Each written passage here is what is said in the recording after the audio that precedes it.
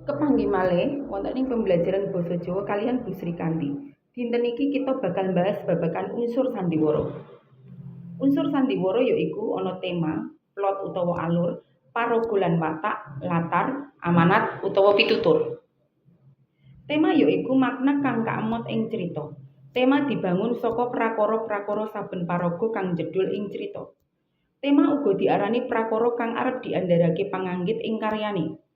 Prakara kasebut kang dadi dasaring crita lan bisa nyawijekake unsur kang ana ing crita kanthi wutuh. Plot. Plot yaiku lakuning crita.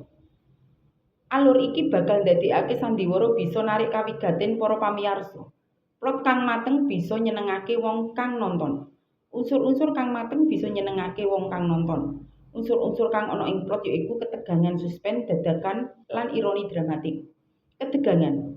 Sandiwara kang bisa njedhulake ketegangan amarga wong kang nonton utawa maca sandiwara pengin ngerti kang dikarepake.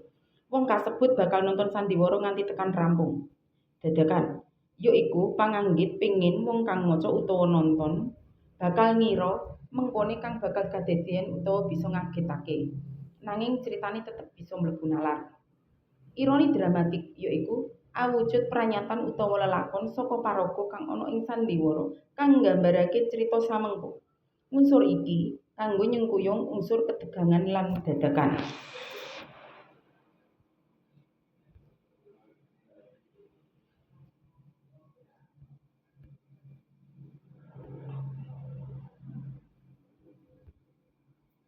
Paraga lan watek.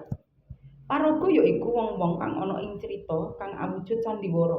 Wong kang nyemak sandiwara utawa maca teks sandiwara bakal bisa mbiji patrap kang ana ing sandiwara kasebut.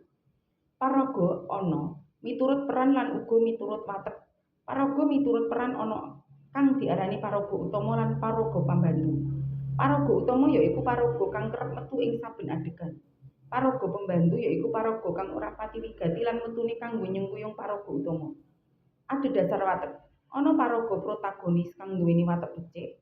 Paraga tritagonis yaiku paraga panengah lan paraga antagonis yaitu nduweni watek ora becik utawa ora gathuk karo paraga protagonis.